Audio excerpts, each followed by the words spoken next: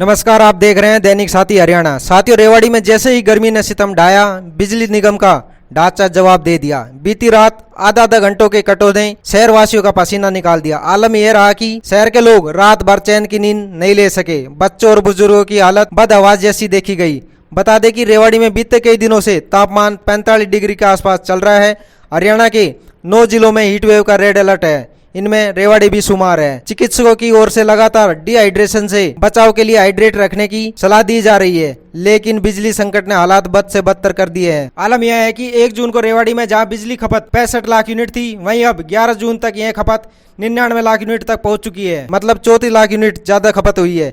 इसी का परिणाम है कि जज्जर रोड स्थित पावर हाउस पर कर्मचारी दिन रात बिजली सप्लाई सुचारू रखने की कुवत में जुटे हुए हैं। ट्रांसफार्मर का तापमान बढ़ने का खतरा बना हुआ है। ऐसे में इन ट्रांसफार्मर को ठंडा रखने के लिए कूलर लगाने पर मंथन चल रहा है। हालांकि पावर हाउस के सीनियर इंजीनियर कविंद्र यादव ने बताया कि कटो से राहत देने के लिए लोड शिफ्ट किया गया है। आज की रात लोगों को कटो का सामना नहीं करना पड़ेगा। वहीं दूसरी ओर भीषण गर्मी के बीच बचाव को लेकर डॉक्टर सुधा यादव से भी बात की गई।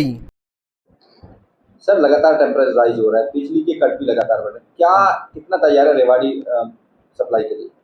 देखो, रेवाड़ी पूरी तरह से तैयार है सप्लाई का। अभी कुछ थोड़े बहुत कट लगे कल, बाकी आज लगता है वो भी नहीं होंगे, क्योंकि हमने थोड़ा सा लोड मैनेज कर लिया है। कल जैसे 95 लाख कंजप्शन गई है, आज हो सकता है थोड़ा कुछ और भी बढ़े, लेकिन हमने तैयारी कर रखी है, कोई कट नहीं लगेगा। हमने मतलब बैलेंस कर लिया, जो भी हमें शिफ्टिंग इधर उधर करना है, हर एक ट्रांसफार्मर पर बैलेंस लोड रहेगा ताकि किसी को कोई पावर कट ना लगे। अमूमन किस तरह की सप्लाई कितनी जरूरत होती है रेवाड़ी को, अब कितनी एक्स्ट्रा बढ़ रही है, कहाँ से सप्लाई होती है? देखो, रेवाड़ी में मेन सप्लाई हमें 220 kV भिवाड़ी सब स्टेशन से है, वहाँ से मिलती है। हमारे 200 MV चलते हैं, ठीक है, और उसी से हमारा कमालपुर, गंगाईचा, पूरा रेवाड़ी, ये सारा उसी से फीड होता है। बस पिछले 11 दिन में 65 से 95 तक पहुँचना कितना चैलेंजिंग होता है गर्मी के सीजन में आप लोगों को सप्लाई देना, जब इतनी डिमांड बढ़ जाती है? देखो, ये चैलेंजिंग तो काफ़ी होता है। जब भी आपका लोड बढ़ता है, हमारे भी हॉट पॉइंट्स नज़र आते हैं, उन्हें हमें इमीडिएटली अटेंड कराना पड़ता है, और बाकी अदर मेंटेनेंस है वो टाइम टू टाइम करनी पड़ती है, नहीं तो लंबा ब्रेकडाउन हो जाते हैं। तो हमें थोड़ा सा अटेंटिव रहना पड़ता है। हर एक घंटे में हमारी रीडिंग्स होती है, सब जगह की हर एक इक्विपमेंट्स को चेक करते हैं, तो बिल्कुल अटेंशन रहना पड़ता है जैसे जैसे लोड बढ़ता है। पिछली बार हमने देखा कि टेम्परेचर बढ़ने के चलते कूलर लगाने पड़ गए, तो अब क्या हालात हैं टेम्परेचर आपके सिस्टम का? अभी ऐसे हालात नहीं है कूलर लगाने के, बट में भी आज कल में हम हो सकता है कि कुछ सख्त डिसीजन लेने पड़े इन चीज़ों के बारे में, और कूलर की जरूरत पड़ जाए। वो अभी डिसीजन चल रहा है, ये बात करके बताएंगे। मैम, लगातार गर्मी बढ़ रही है, हीट स्ट्रोक चल रही, हीट वेव चल रही है, किस तरह से आप सजेस्ट करेंगे बच्चों के लिए कि कैसे हमको दुरुस्त रखा जाए, सेहतमंद रखा जाए? जी, देखिए, गर्मी बहुत ही ज़्यादा हो रही है, हीट वेव भी चल रही है, टेम्परेचर भी काफ़ी ज़्यादा है, ह्यूमिडिटी कम है। ऐसे में डिहाइड्रेशन और स्ट्रोक होने के चांसेस बहुत ज़्यादा होते हैं। सबसे पहली चीज़ तो दिन के टाइम में जब बहुत ज़्यादा गर्मी होती है, बाहर ना निकलें। कोई बहुत ही ज़रूरी काम हो, उसी के लिए बाहर जाएँ। बच्चों को भी और बड़ों को भी, क्योंकि बच्चे तो साथ में बाहर जा सकते हैं, तो उसके लिए बच्चों के लिए ये चीज़ सोचनी ज़रूरी है। हीट स्ट्रोक के चांसेस बहुत ज़्यादा होते हैं ऐसे मौसम में, क्योंकि हाई टेम्परेचर्स पे हमारे बॉडी का हाइपोथैलेमस जो है वो ठीक से टेम्परेचर कंट्रोल नहीं कर पाता है, और हीट स्ट्रोक अपने आप में बहुत सीरियस प्रॉब्लम है। बहुत हाई ग्रेड फीवर आता है, जिससे डिहाइड्रेशन होना और ब्रेन फंक्शंस डिरेंज होने का बहुत बड़ा रिस्क होता है।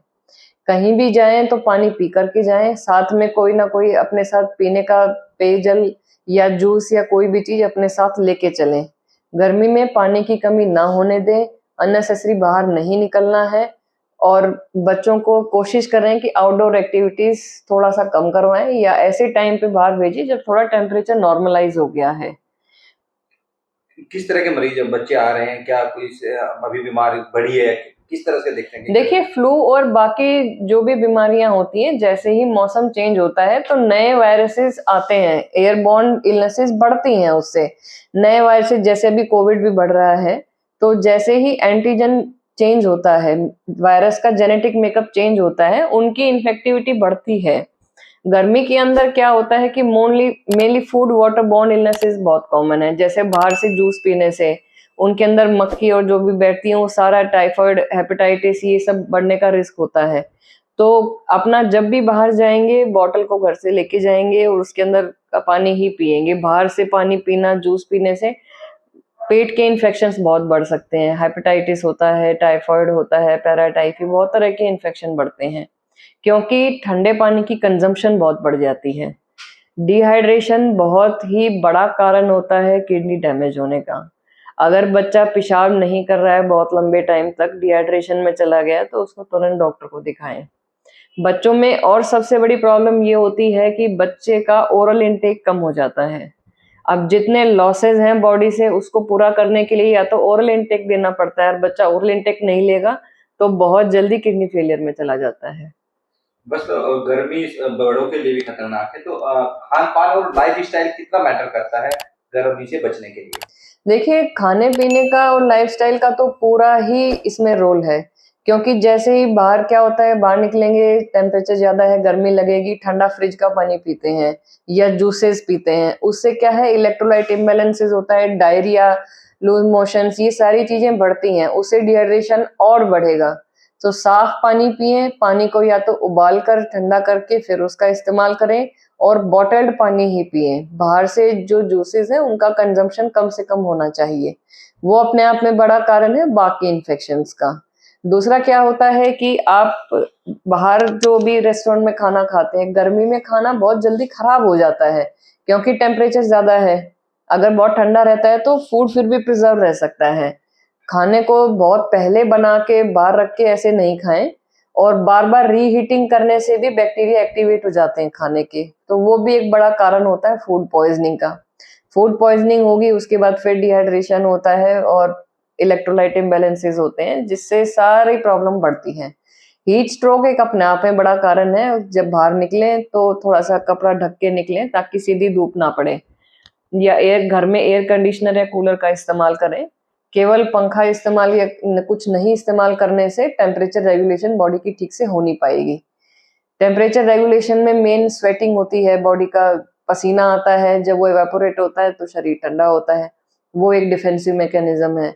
लेकिन हीट स्ट्रोक में क्या होता है, अगर टेम्परेचर बहुत ज्यादा है तो वो सारे मैकेनिज्म फेल हो जाते हैं, जिसके कारण से हालत ज्यादा खराब हो सकती है, ब्रेन फंक्शंस कम हो सकते हैं, मरीज की सोधी कम हो सकती है, ड्राउजी हो सकता है, ज्यादा सो सकता है।